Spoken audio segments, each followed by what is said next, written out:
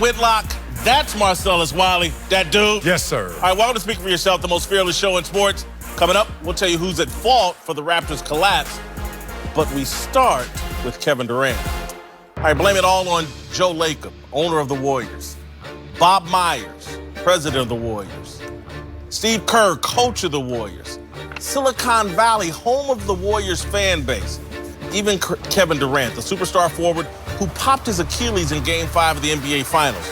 Golden State's thrilling one-point victory Monday night should be remembered as the night the smartest guys in the NBA got exposed, like Enron executives. Did you ever see the documentary, The Smartest Guys in the Room? Yep. It was about the rise and fall of Enron, an energy company run by men convinced they were smarter than everyone else. Their arrogance led to corruption, desperation, and a scandal that put many of them in jail. Arrogance and desperation explain Durant's apparent Achilles tear and the likely demise of the Golden State dynasty. Arrogance and desperation explain the crocodile tears dripping down the face of Bob Myers last night. Kevin had it's an Achilles injury. I don't know the extent of it. I don't believe there's anybody to blame, but I understand this world. And if you have to, you can blame me. There's no one man to blame. This was a group effort. It takes a village to do something this irresponsible. For my money, Joe Lacob is light years ahead in terms of blame. 3 years ago, in a New York Times Magazine story, Lacob fertilized the arrogance that exploded in Toronto last night.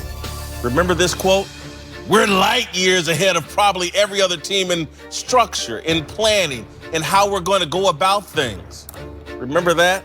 Well, now you have to live up to those words. Now you need a fourth title in 5 years to validate your conceit. You need proof. You hear and see all the rumblings that Durant is leaving at the end of the season, and you want to cash in one last time by any means necessary. You ignore all common sense and play Kevin Durant 12 of the first 14 minutes of an NBA Finals game. 12 of the first 14 minutes. You tell the announcers before the game that Durant doesn't have a minutes restriction. Are you kidding me? You handled Boogie Cousins with more care than Kevin Durant. Dang. Think about that. Save me the crocodile tears, the fawning praise of Durant, and the lecture about how misunderstood he is. Lacob, Myers, and Kerr don't understand Kevin Durant, and they've had access to him for 3 years. Or maybe they do understand Durant and exploited his insecurity about toughness and respect. No minutes restriction? 12 of the first 14 minutes for a guy who hasn't played basketball in a month? 12 of the first 14 minutes for a guy coming off a serious calf injury? This is abuse and exploitation. This is negligence. This is why all of that woke bullcrap spewed in the NBA in general and spewed by Steve Kerr in particular strikes me as totally disingenuous.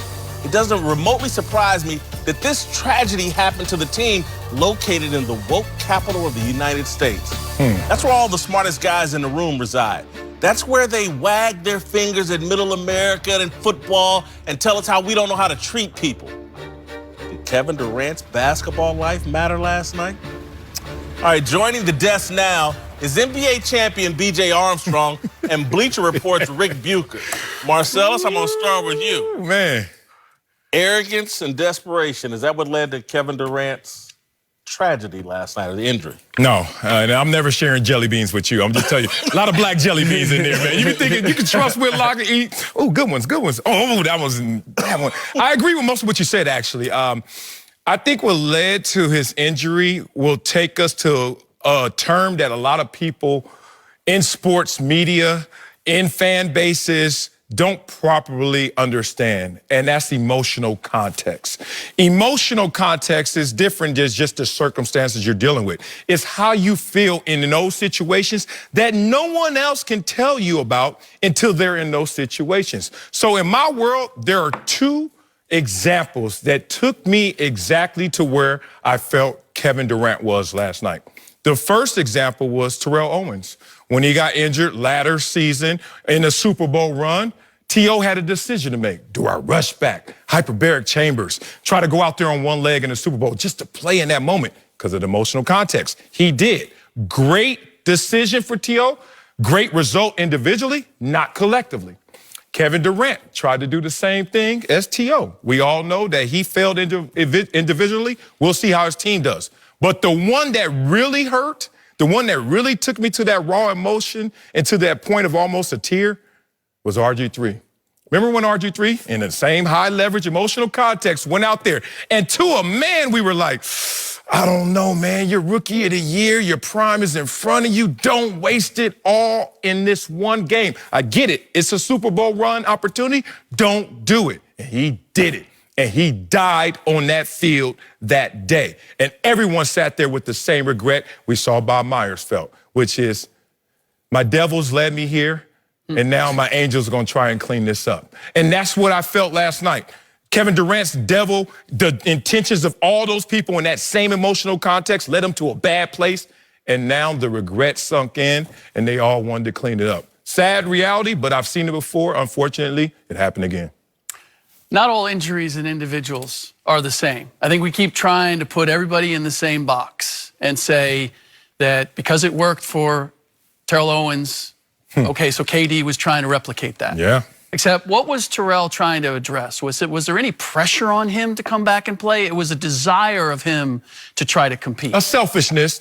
He wasn't a part of the team. And it was when it was a broken bone, could he handle the pain there? Right. We're talking about a chronic issue with Kevin Durant, who is sensitive to the questions of, am I a cupcake? He basically blocked out any of the people around him who were saying, KD, this is a bad bet.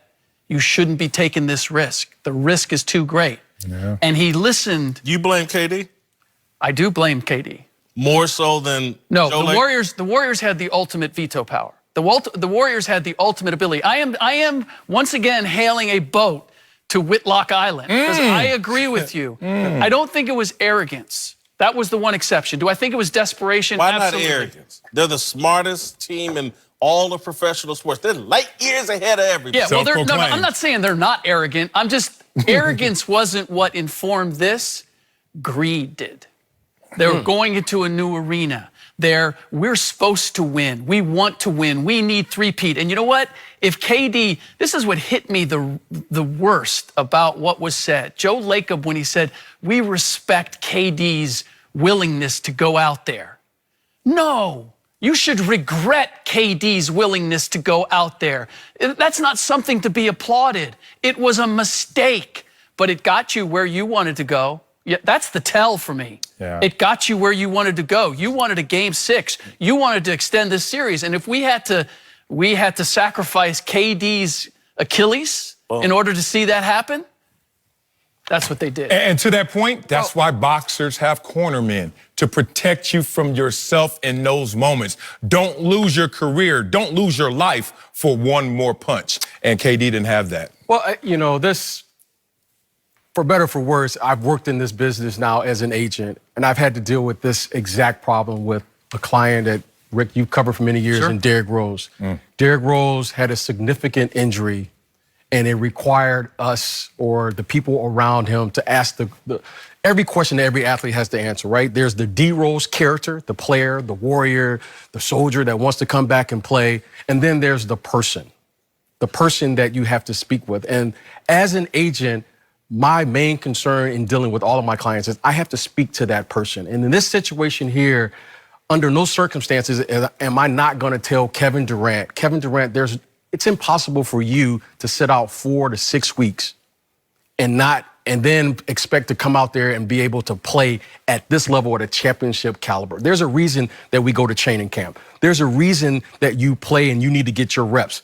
I get it in his heart of hearts. His intentions may have been right, but there's a thing in our business that we're all talking about now is they're analytic guys versus the basketball people. The truth of it is the institutional knowledge that we've gained from being in this business, to me, needed to come to the forefront. And I love your point. They went with analytics. Every time I've dealt as an executive, the doctors will say you got a 70% chance, there's an 80% chance. You know, the way we play the game now is all about the numbers. Yeah. The institutional knowledge of saying we work in this business and there's no way that we should allow this young man to come out here without getting executive The doctors will say you got a 70% chance. There's an 80% chance. You know, the way we play the game now is all about the numbers. Yeah. The institutional knowledge of saying we work in this business and there's no way that we should allow this young man to come out here without getting the game